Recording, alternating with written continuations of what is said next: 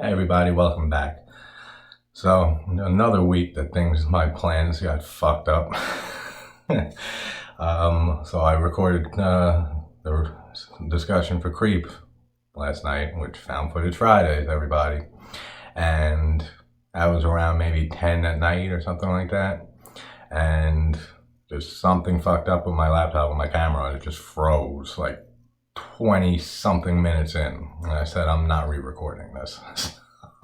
I just recorded the last like 10 minutes afterwards in another video, and then I rarely edit my videos, like I said, but I will in a situation like that. So the full one is now up. I spliced the two together, but that took time. And then while I was waiting for the edit spliced together video to render and everything, I just completely fell asleep.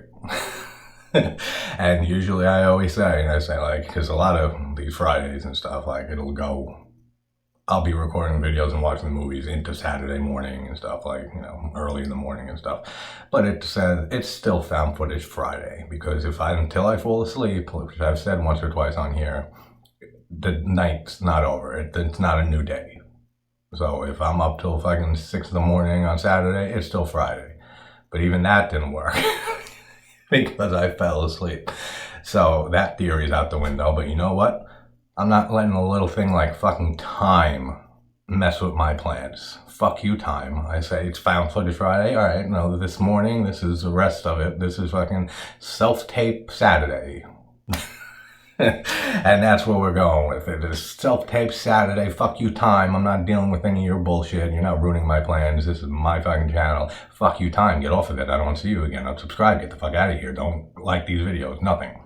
So we are continuing with Creep 2 from 2017. Again, directed by Patrick Bryce. Not in it this time.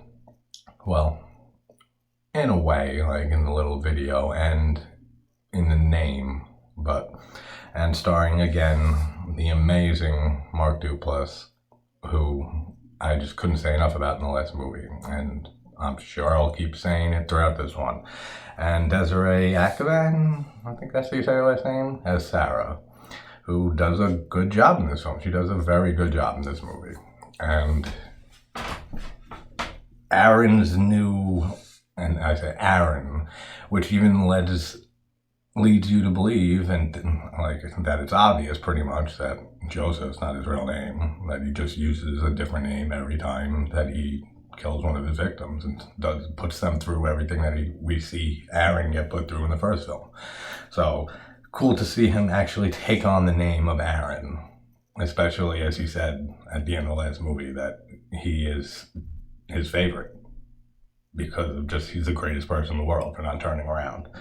Really cool, and how we get to see his new process with his most recent victim and stuff. When it seemed like he just makes each one of these victims and the videos and stuff, the whole video diary that he keeps for all his victims, like a new movie every single time. Like it's a new angle, it's a new plan, it's a new everything. The way he infiltrates into their lives, and the way that he just like uses all different ways of manipulation, and that it seems to never be the same thing twice. So we explore that theme a lot in this movie, of him as a serial killer being in like a midlife crisis, which is an awesome way to take this series from the first film and continue it into a sequel. Just this serial killer who's having a midlife crisis, like identity crisis and everything, and wants to have it documented and make a documentary out of it. Really cool idea for where to take this next. But we see him with the victim in the beginning. Like, he didn't have this guy come and film him and give him some bullshit story. They met at a bar. He became friends with him and was sending videotapes and stuff to him, making this guy think that he had a stalker. And then Aaron, I'm just going to call him Aaron, because that's his name in this movie. Aaron and that's going to get fucking confusing, because I'm going to be thinking in my head I'm talking about Aaron from the other movie. But whatever. You guys, as I always say, you know what I'm talking about. If I fuck things up, so be it. And just, yeah, like meeting him in the bar and like pretend, like making it seem like he had a stalker, but not letting him know that it's him. That it's just some random stalker, and he's pretending to be a friend of his and to be there for him and everything. And he goes over to his house after the guy gets the camera and in the stuffed wolf and everything. And dude, just his performance again, it's just amazing in this whole movie. It's just, this guy can do no wrong. Like, absolute genius. And how he's sitting there and explaining this and stuff and saying like acting like, oh my God, like when he sees the video, this is your house. Like, this is where you live. Like, did you call the cops? Like, you have to call the police and like everything. Like, just the way he works that whole angle up and stuff. And then just ends up slitting this guy's throat, man. And fucking blood on the wall and stuff. Like, we get some blood in this movie compared to the first one. But, and it looks great. Like, that whole scene and everything is so cool. And it's just more diving into the mind of this sick, psychotic serial killer who mentions in this movie that he's had 39 victims. Now, I said in the last video that I paused it and counted, or tried my best to count all the videos and DVDs in there. There was definitely more than 39 in there. Now, unless like some of them, like the VHS tapes or whatever, or like part 1, 2s, and 3s or something like that of a specific victim, and it's like that for certain of them and stuff, yeah, you can argue that, sure. So it's not like any type of big nitpick or anything like that. But I just thought it was curious that he said that he's killed 39 people. But yet he definitely had a lot more labeled tapes in his cabinet and stuff near the end of the first movie. So we have Sarah, who does her encounter show, and we get some funny clips, man, like of past episodes and stuff, like her going to talk to the guy who's tripping on acid and saying that he like builds these like homemade things to take cold energy out of his room, like the room in his house and shit like that. Like, there's all these weird people that she wants to interview and document and everything for this web series that she's doing. Is another great idea, like for a new protagonist in this movie or a new potential victim. Really cool stuff. And we see like with the like the mommy me stuff, and like the Asian guy goes over to her, or she goes to his place, and like he just lays on her like she's a baby, and like which is a real thing. Like I've heard of that before. So fucking weird, man. But hey, whatever floats your boat, whatever you're into. I love on the Craigslist ad when she shows on camera what she found on Craigslist for a videographer and stuff, which is from Aaron, saying that it's a plus to be a fan of Interview with a Vampire. Awesome. That's so cool. Like, what a great movie that is. Damn, I gotta watch that movie again soon. Like, it's been years and years and years since I've seen Interview with a Vampire. But what a fucking amazing film that is. And like I said, the whole concept of a serial killer having an identity crisis and wanting it documented and stuff is such a clever angle.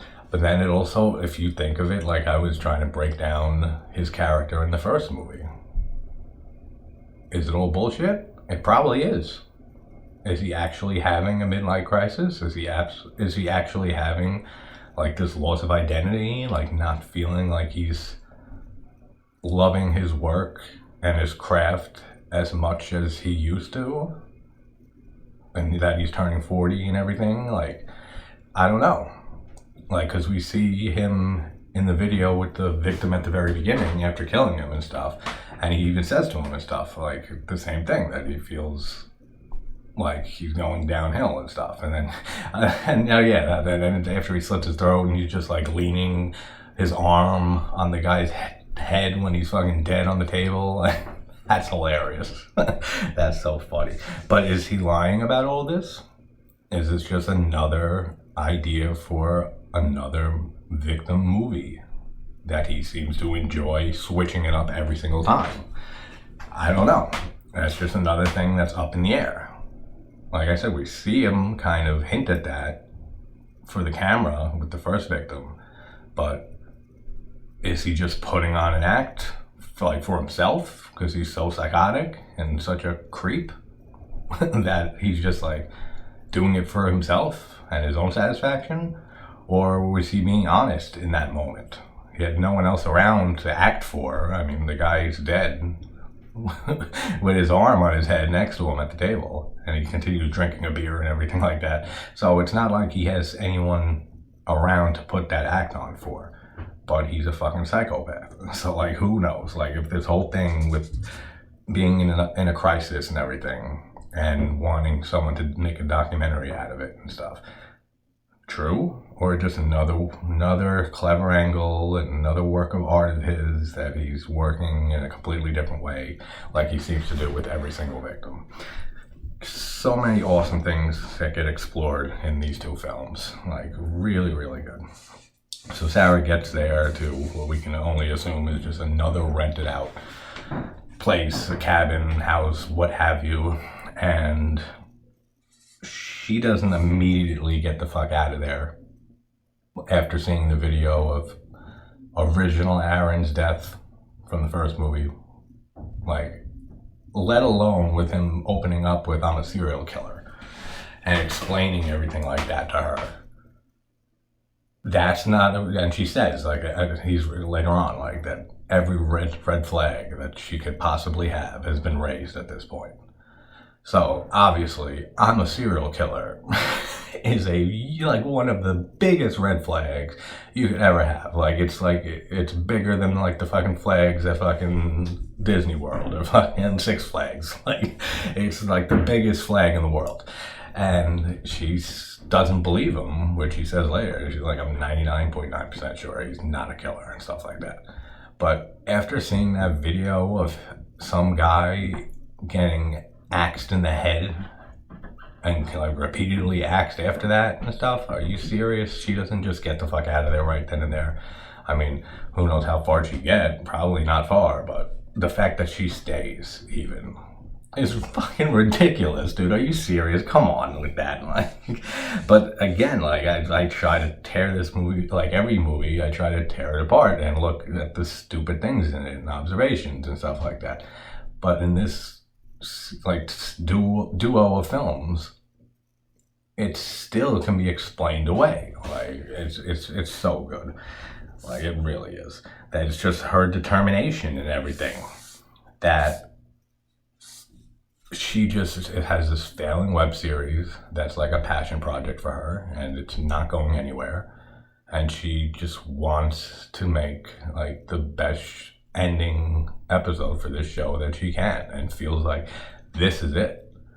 Like, this, it's not going to get any more real or better than this situation. Than making this documentary with this supposed serial killer. And then again, like, he comes out fucking and gives that whole speech about how, like, if men and women and stuff have that barrier between them, that sexual barrier of like wondering what they look like naked, and like that whole scene and speech that he gives. Absolutely amazing. So well acted. Like, again, like, I'm gonna keep saying like how amazing his performance is in this film, because god damn, man, like, for two found footage movies, the original and the sequel, to have such a brilliant performance through both of them, for me, is unheard of. Like, it really is. Like, there's like no other found footage movie I can think of that has that. Like, that even comes close to having a performance like Duplass's in the original, if it was just a standalone movie. But then to get a sequel where the performance is just as fucking brilliant is absolutely unreal. That they were able to pull this off twice in a row and make both these films as engaging as possible, but still have a different angle and different concept and premise and stuff to come up for the sequel like this. So well done. But just him, in a towel and stuff in front of her, and then they're just saying "you're good" and everything, and he drops his towel and just standing there with his dick out, fucking, and she's not fazed by this, like, at all. And then she's the one who volunteers after that for her to, is it my turn, she says. And then he takes the camera and she strips down and everything in front of him, which, again, who the fuck would do this, dude? Like, come on. Like I said, of all my fears of what this guy would do to me in the last video and stuff, like, as a woman in this situation, 100 times worse. 100 times worse. Just the whole, like, he's gonna fucking tubby rape, torture me, and fucking kill me, and then like necro me, and like all those thoughts and fears, man, are amplified.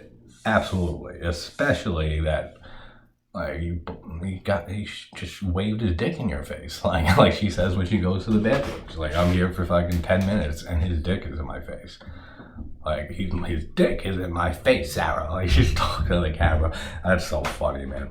And her only little protection is that little knife in her boot. Come on, man. Really? And we have that great scene with Aaron driving in the Peach Fuzz mask, which is so cool to see Peach Fuzz again. Like, I wonder if that's, like, his serial killer name. Like, if he were to be caught eventually and stuff, like, would the press refer to him as Peach Fuzz the killer or like something like that, you know what I mean? Like something revolving around that mask and everything, because it seems like well, not really, because he doesn't use it at the end of this movie, but like for Aaron, he puts the mask on. Maybe that was just because Peach Fuzz was so prominent in the story that Joseph was trying to portray and put on and stuff for that victim, that specific victim of Aaron? Or does he use that mask often?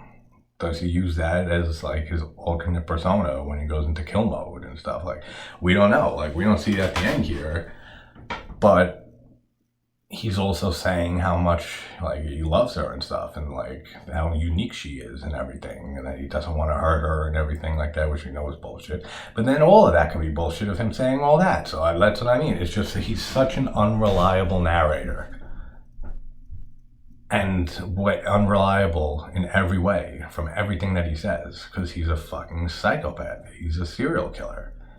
He's a liar. He's a manipulator. So everything that he says, everything that comes out of his mouth, you have to take with it an extreme grain of salt, because we have no idea when he's being truthful and when he's not. And that is terrifying. It really is. And he gets that fucked up line, man, that again, I would hop out the car, like right then and there. Just open the door and jump out of a moving car. When he's like, how do you know when we get there I'm not going to just tear your head off and snuggle fuck your and snuggle fuck it? Oh my god, it's so fucking hilarious. That whole scene with his story that he repeats like 6 times in the water and stuff, and the water was like, it was a river that was supposed to be there, and again, bullshit probably. He just, that's just his spin on this whole new victim and everything like that. But then he's all frustrated and stuff, so he's thinks she mentions a callback to when he mentioned that reading an article or an interview with Francis Ford Coppola and stuff, and it inspired him to embrace this crisis he's in. And she like reminds him and says, you know, Francis Ford Coppola, what would he do? And he ends up just sitting in the shallow ass water and stuff where this river was supposedly supposed to be. And he keeps starting with the same thing. It was the age of disco. And like, and everything just keeps fucking interrupting the takes. Fucking like, he's worried about his hair. And he's holding his hands up like this is where the water would be and stuff. Like, he's fucking hysterical, man. Like, he really just has such charisma to him. And just portrays this character in such amazing way, such a unique way, like just this complete charismatic meticulous killer. It's really fantastic. It really is. And then we have the bird and stuff that keeps chirping at the start of his story and stuff, and just hearing him repeat the age of disco and stuff like 6 times in a row is so funny. And then he starts throwing the rocks at the bird and everything. He's like, do it again. I dare you to fucking do it again. Like, That's so funny. And we have the whole story of the song Sarah Loves Her Juicy Fruit. And him in the tub and telling her to leave and that he doesn't want to do this anymore and that he's sad and depressed and everything. And blasting this jam band jam and stuff. And don't you dare diss jam band Sarah. Like anyone who's seen my channel and my reviews and stuff, is I wear my Grateful Dead hat often. I have Grateful Dead fucking hoodie I'll wear every now and then. I'm a huge Grateful Dead fan. I'm a huge Fish fan. I'm a huge Mo fan. I'm a huge Disco Biscuits, like my favorite live band of all time. Like, I'm a big jam band person. So don't you, Sarah, be fucking with my jam bands and saying it's some shitty 90s jam band music. No. It sounds pretty fucking good, actually. So I would love to get a full version of Sarah Loves Her Juicy Fruit. Which, again, might not even be the name of the song. Like, he just named it that because she said her name was Sarah. And worked that into. Like, just the way that you can just analyze this character. And like I said in the first movie, this is a fucking character study. Again, for both characters. And it's so good. It's such a great fucking duo of films. And like I keep saying, like especially for a found footage movie, you know, especially in the genre of found footage, which you just do not get performance, you know, a performance like this.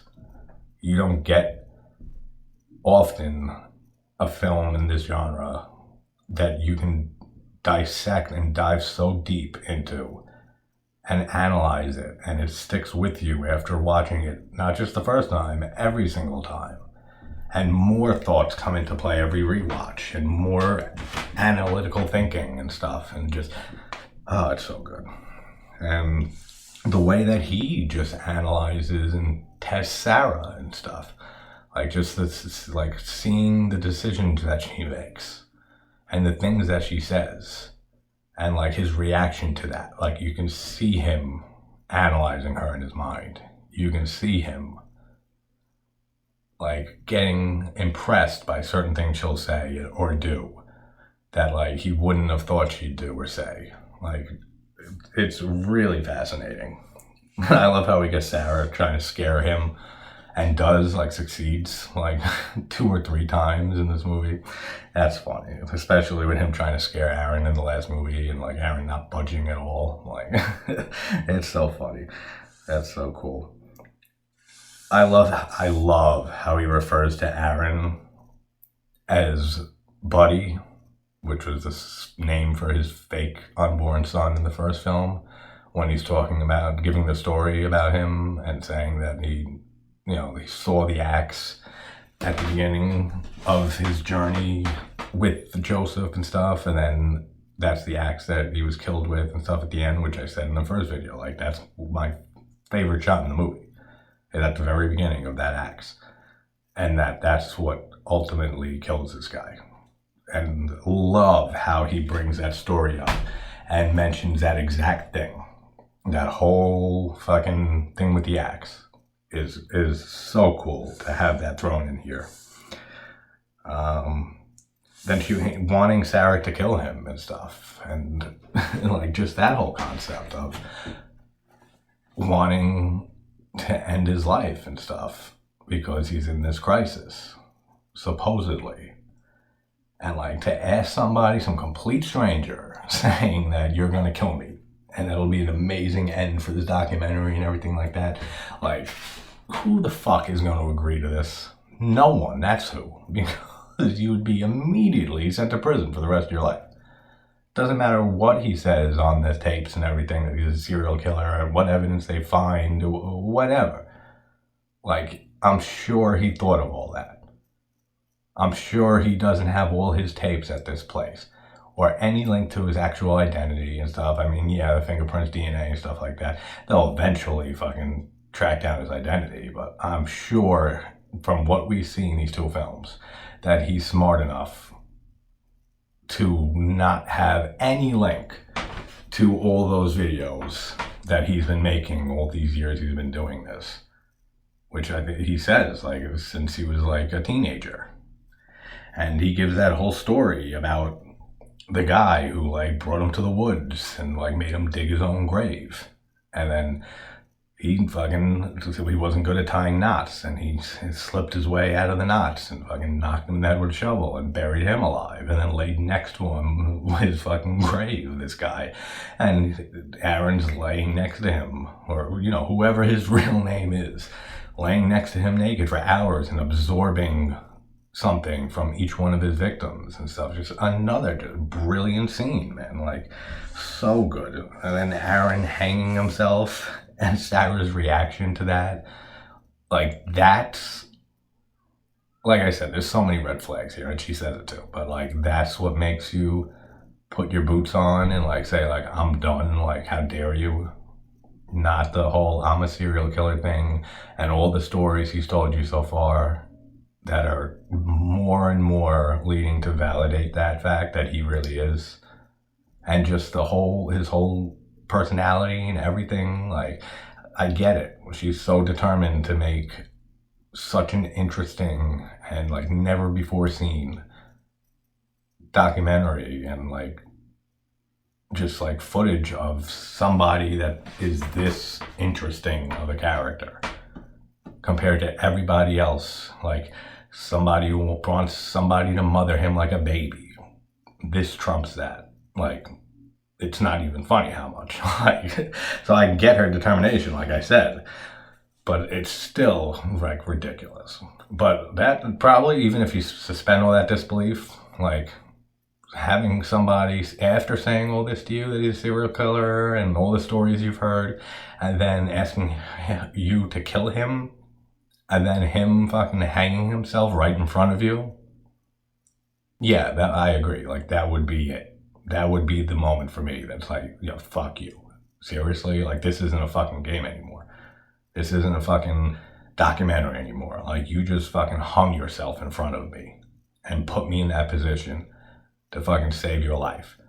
Fuck you, dude. Like, I'm out. Like, and that's exactly what she starts doing until he says, with the whole bullshit story. And maybe it's not bullshit because, you know, but maybe he was betting on her to save him.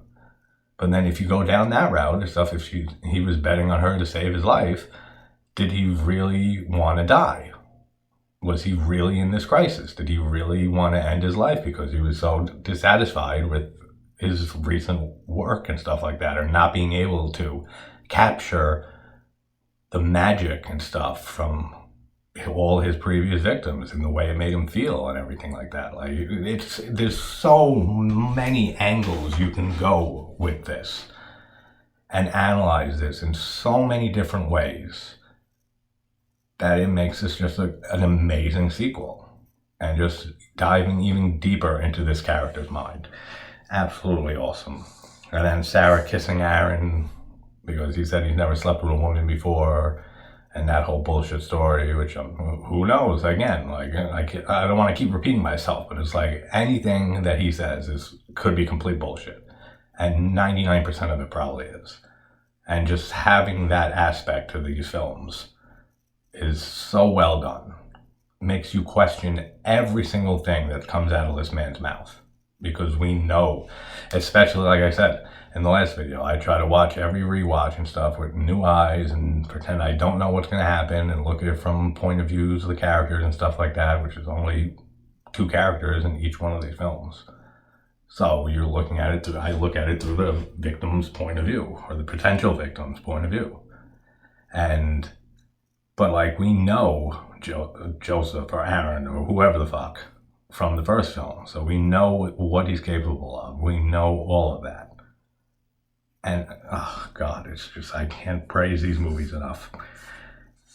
And the look of just absolute horror when they're in the woods at the end and he starts stabbing himself after saying that they'll kill themselves and get in the grave together, and it'll be like Romeo and Juliet and a perfect ending for this documentary and the best episode of Encounters ever for her, and she'll be famous afterwards for this, and like all of that. But when he starts stabbing himself and she sees finally that, like, all right, 1000% now, this guy is sick. This guy, and the realization that must dawn upon her in that moment that shit, everything that he's been telling me is true. This guy is a fucking psychopath. This guy is a serial killer. This guy has all these stories he told me, whether made up by him or not and stuff, like, could be fucking true. Like, and just that dawn of all that information crashing down on you in that moment, seeing this sick fucking creep stabbing himself in his fucking chest, his side and stuff like that. I can't imagine a more like horrifying situation. Especially after seeing the grave that he dug, and he even said that I dug it for you before you got here. I mean, I dug it before you got here, but I didn't know it was for him, like for himself or for her. And now he knows, he figured it out, it's for both of them and stuff. Like all of that, like that whole fucking scene, the whole ending scene with the woods and stuff like that. And just leads back to the whole thing with the first film of it being not just a character study of the serial killer, but also of Sarah in this movie. Just like Aaron in the last movie. We get character studies on both of them in both films. We dive into the mind of both of these people in both films, which is just so awesome. Such a great concept for a film series. And man, I really hope we get Creed 3.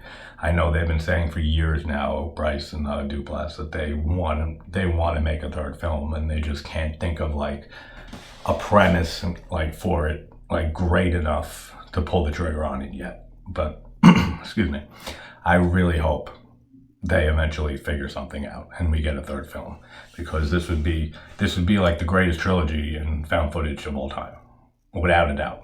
Like, no fucking doubt. Fuck Blair Witch. Like, I'm honestly, and I'll have people clicking off right now, I never liked the Blair Witch Project. Never liked the original film. Not one bit. I watched that movie and I am just ready to scream at the fucking teacher. Just shut the fuck up, finally, please. Stop walking around and arguing. Stop arguing about the map. Stop, just please, something happen. Have me sucked into the TV, Poltergeist style, so my life gets interesting. Like, I really dislike the Blair Witch Project. Ironically, as most people hate this movie, I love, adore, and I've said it many times on this channel, Book of Shadows, Blair Witch 2. I love that film. It is one of my most watched guilty pleasure movies ever. Like, there was a period, like, right after it came out that I left that DVD in for, like, I don't even know, man, like a month or more, and watched it, like, every night and fell asleep to it. Like, I know someone in a channel that I follow very closely for the last few years that did the same thing. Like, like, me and this guy have so much in common. It's crazy. And that's why it's my favorite fucking horror review channel. But like, so much shit in common. But like, that like is so funny. Like, because I do the exact same thing with this film, with Book of Shadows, Blair Witch 2. So, but that trilogy crossed right off the bat because it doesn't even fucking come close for me because of the original. And the third one, Blair Witch, like, it was alright. I like it better than the original, for sure. At least some shit happens. But it's still nowhere near a top found footage movie for me at all. And the second film's not even found footage. It's more in this type of vein, like a recreation type thing of events that supposedly happened, mixed in with some footage and stuff. Like, really just such an underrated film, man. But like, I'll get to that when I inevitably really soon do that movie and cover that movie, because like I said, it is a favorite of mine, and that is a hugely unpopular opinion, and I could not give less than a shit about it because it's fucking brilliant to me. But I'll save that, like I said. But just like diving into Sarah's mind, and I've heard Duplass say this in an interview before about the first film, that like, who really is the creep in that first movie? Is it Aaron Or is it Joe? I mean, obviously Joseph, but you can look, he's trying to say that you can look at it that Aaron is the same way because of his ignorance and his like wanting so badly to believe and like find the good in Joseph and stuff like that and think he's not going to hurt him and stuff. I see where he's coming from, but it doesn't work that way for me for the first film. For this sequel, absolutely. Like Sarah's character, she's a creep too. Like she's a total creep in her own way. Obviously not a fucking psychotic killer, but this is what I was trying to say, or like I said, I get to earlier, with just everything that you can pick apart of why she doesn't leave during this, then after this, and after this thing, and after this event, could all be explained away. That she is just a creep too. And she's not well. And just her determination, like I keep saying, and like just all of that taken into consideration of why she sticks this out to the very end. Because who hears someone's a serial killer and doesn't immediately run away? Who doesn't see a video of this guy killing somebody, even if you can think it's staged or it's fake or a fucking film he made or something like that, still, who stays? Then he gets naked in front of you, and you voluntarily get naked in front of him, and him hanging himself, like, in front of you, and, like, having to fucking save this person's life, and all of that. Like, there's a special kind of person who would deal and put up with all of that. And Sarah is that person. She is a creep. And, oh, God, dude, just everything about these films. Just the symbolism, the fucking themes explored, the concepts, the diving into these people's minds, just and expanding upon Joseph / Aaron / whoever the fuck he is in the sequel and everything. It's so fucking amazing. It's so well done. And then Sarah escapes. She gets away. She crawls out of the grave after he attacks her and stabs her and stuff. And he's filming, and such a cool callback and cute little reference to the first film that he's talking into the camera and he doesn't look back. He doesn't look behind him. And Sarah's able to knock him out with the shovel and stuff and escape. That is so fucking clever. That is so cute of callback. Like, absolutely brilliant. He also, like, Aaron was his favorite person in the world for not turning around. And yet, he does the exact same thing at the end of this film. Does not turn around. He turns his back on the grave. And it leads to her escaping.